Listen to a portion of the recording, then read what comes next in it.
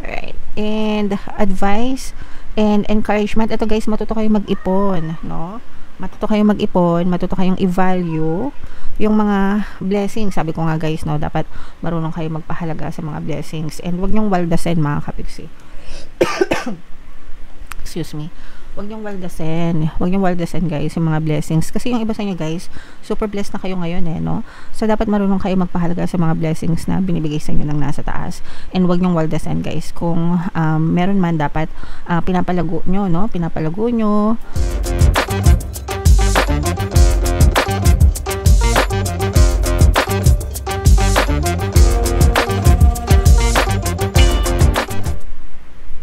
Hello guys, hello Virgo, welcome back to Pinoy Pixie Tarot. Ang pamagat ng episode natin for tonight is monthly check-in para ngayong August para sa Virgo, Sun, Moon, Rising Sign, and Venus. If in case hindi kayo nakaresonate dun sa ating monthly taroscope guys, para ngayong August, try nyo panoorin tong video na to, baka nandito yung energy nyo mga kapiksi. So, unahin natin tong deck na to. Tingnan natin yung mga mensahe para sa inyo. For some of you guys, no?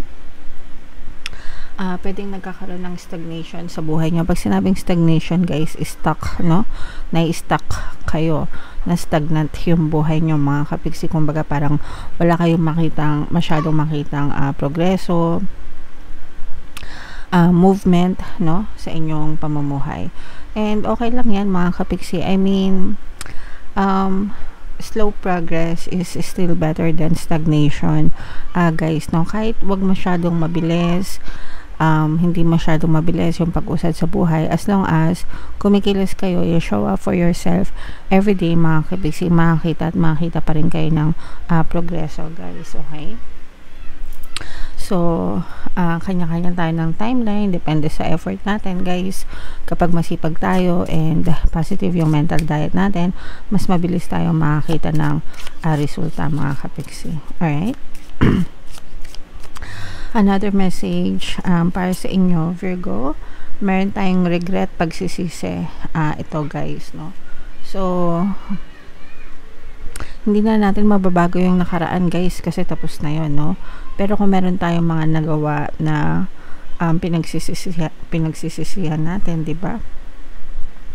Pwede nyo naman pagsisihan and wag nyo nang gawin in the future, mga kapiksi, no? Especially kung may mga negative impact sa buhay nyo at sa buhay ng ibang tao, mga kapiksi. Kaya nga, di ba, sabi nila, nasa huli ang pagsisisi. Kasi may mga bagay na tapos na hindi na natin pwedeng mapalitan, mga kapiksi, okay? So, as long as natuto kayo ng mga leksyon, mga kapiksi, dun sa mga bagay na yun naman yung importante. And sabi ko nga, iwasan na, no? Huwag nyo nang hayaan na maulit pa ulit in the future, guys, okay? And another message for you, Virgo. Dependency, mga kapiksi. May mga times na dependent pa tayo, no? Sa ibang tao. Pero may dadating din yung time na magiging independent ka rin, mga kapiksi. Pag sinabing independent, ikaw na lang, no? Wala ka nang ibang aasahan kundi sarili mo. And napakasarap maging independent, guys, kasi walang masyadong stress. Hindi ka na makikinig sa sasabihin ng ibang tao, di ba? You have your own freedom. So, masarap yung pakiramdam na independent and malaya kayo. So, find strength, mga kapiksi, na maging independent din sa buhay nyo in the near future, guys. Kasi iba talaga yung nagagawa ng kalayaan kapag independent kayo. So, hanapin natin yung energy nyo, Virgo. Shuffle natin to, guys. Habang sinashuffle ko to, panoorin nyo muna yung video natin regarding sa ating paano mag-manifest ng abundance video course. Kapiksi, sawa ka na ba sa mga struggles at hirap sa buhay mo? Masipag ka ba at masikap sa buhay ngunit hindi ka pa rin umaasenso? Ilang beses ka na bang nag-attempt mag-negosyo at mag-invest pero palagi ka pa rin nalulugi?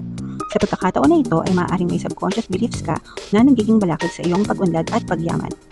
Introducing, paano mag-manifest ng abundance video course. Dito ay matututunan mong ma-overcome ang mga balakid mo para tuluyan ka ng umunlad, umasenso, sumagana, maging matagumpay, successful at maswerte sa iyong kabuhayan, pera, trabaho, negosyo, salapi at kaperahan ng bonggang-bongga. Dali, mag-send na ng email sa pinoypixie@gmail.com at simulan na ang iyong pagyaman ngayon. Alright, so sa lahat ng gusto mag-avail ng course guys, naka-flash sa screen nyo. Una, meron tayong paano mag-manifest ng abundance video course. Meron din tayong paano mawala ang third party at magkaroon ng harmonious na relationship. And meron din tayong paano pabalikin si ex revised breakup. Sa mga interesado guys, mag-send lang kayo ng email sa pinoypixie@gmail.com. So, Virgo guys, kayo ay represent ng King of Pentacles. Kung ano na lang yung makaresonate guys, take that message kasi hindi lahat ng mensahe ay magre-resonate sa inyo. By the way, sa mga naghahanap ng mga pampaswerte na lucky charms or lucky bracelet, ito yung Aventurine, ito yung Citrine mga kapiksi. May mga link na makikita kayo sa description box tsaka sa comment section. Check out na guys. So, Virgo, wow, ito yung current self nyo, mga kapiksi. You are so blessed. You feel so blessed, mga kapiksi. Or yung iba naman sa inyo, guys, talagang feeling nyo, punong-puno ng blessings yung buhay nyo. Ramdam na ramdam nyo yung magandang daloy ng biyaya, pagpapala, kasaganaan sa buhay nyo. Yung iba naman sa inyo, guys, expect nyo na mas marami pang blessings yung pwedeng dumating sa buhay nyo, mga kapiksi. Okay? So, napakagaan ang energy nyo. Simula pa lang ngayong August. I-mind nyo na agad yan sa comment section. Yung theme of the month nyo guys, yung iba sa inyo gustong mag-invest, gustong magnegosyo, mga kapiksi, no? And sa pamamagitan nito mga bagong investment na to and mga bagong negosyo na to, maaari nyo pang ma-attract yung more blessings sa buhay nyo. Yung iba sa inyo guys, feeling ko meron na kayong mga fixed source of income, tapos naghahanap pa kayo ng additional na source of income para sa more blessings pa.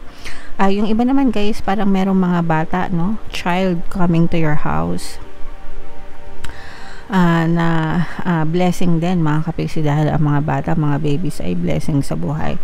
So it's either magbuntis kayo or meron kayong mga anak na magbuntis na magdadala ng bagong baby sa buhay nyo, mga kapiksi.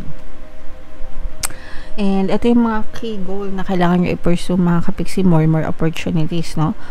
Explore lang na explore guys, kasi maraming opportunities sa paligid natin, mga kapiksi. Sometimes hindi natin napapansin, no?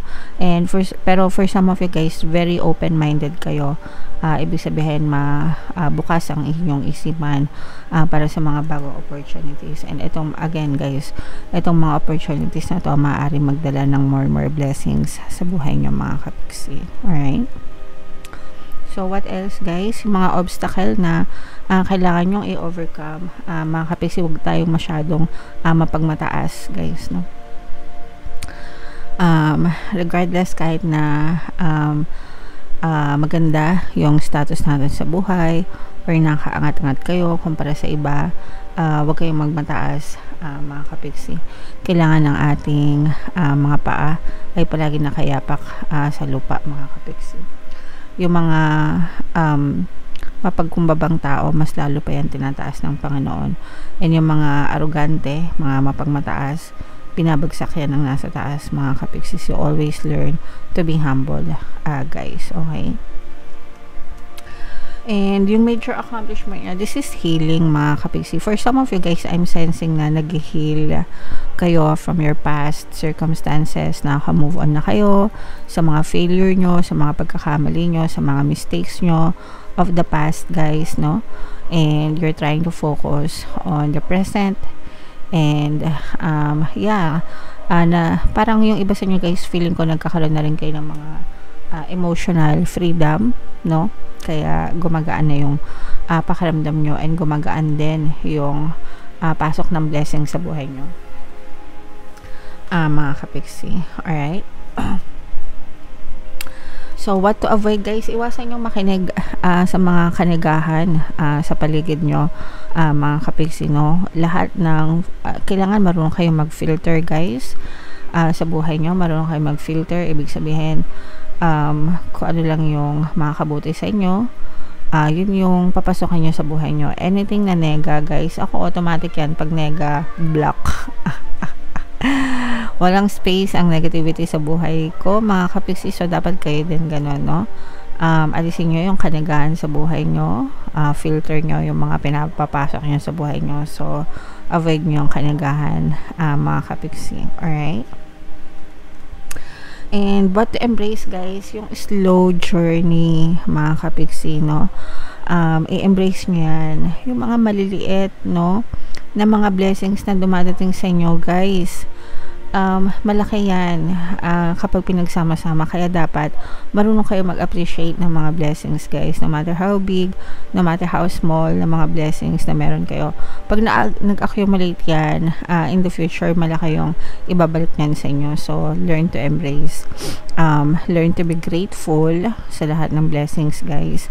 And yung sabi ko nga, yung slow na progress is still a progress, mga kapiksi. So, pagpasalamat nyo yan. Okay? Wow! So, ito naman, where to find support. You can find support sa mga tao sa paligid nyo, guys. Okay? Sa mga mahal nyo sa buhay, your loved ones, your family, your friends, yung mga close nyo, mga kapiksi. Hindi nyo na kailangan maghanap sa malayo, guys. Kasi yung mga taong mahal nyo, sila din yung magsusupport sa inyo, guys. Okay? Alright. And advice and encouragement. Ito, guys, matuto kayong mag-ipon, no? Matuto kayong mag-ipon, matuto kayong i-value yung mga blessings. Sabi ko nga, guys, no, dapat marunong kayong magpahalaga sa mga blessings. And wag nyong waldasin, mga kapiksi. Excuse me. Wag niyong waldasin. Wag niyong waldasin, guys, yung mga blessings. Kasi yung iba sa inyo, guys, super blessed na kayo ngayon, no? So, dapat marunong kayo magpahalaga sa mga blessings na binibigay sa inyo ng nasa taas. And wag niyong waldasin, guys. Kung meron man, dapat pinapalago nyo, no? Pinapalago nyo yung kaperahan nyo, diba? Palaguin nyo yung kaperahan nyo imbis na waldasin nyo, mga kapiksi. Share your blessings to others and more blessings will come back to you, guys. So, dapat marunong tayo mag-appreciate ng mga blessings, mga kapiksi. Alright? Okay, so ito, guys, i-mind nyo na to mga blessings na to, itong mga bagong opportunities na to, guys. Yan, mga bagong opportunities sa negosyo, sa pera. I-mind nyo na yan lahat sa comment section. Yan yung mga magagandang energy na nakita natin para sa inyo, Virgo. And for more tarot readings, ito yung playlist nyo. Ito naman yung ating success stories ng paano mag-manifest ng abundance video course. Thank you for liking, sharing, and subscribing, guys. See you next time. I love you all. Have a nice day. Bye-bye.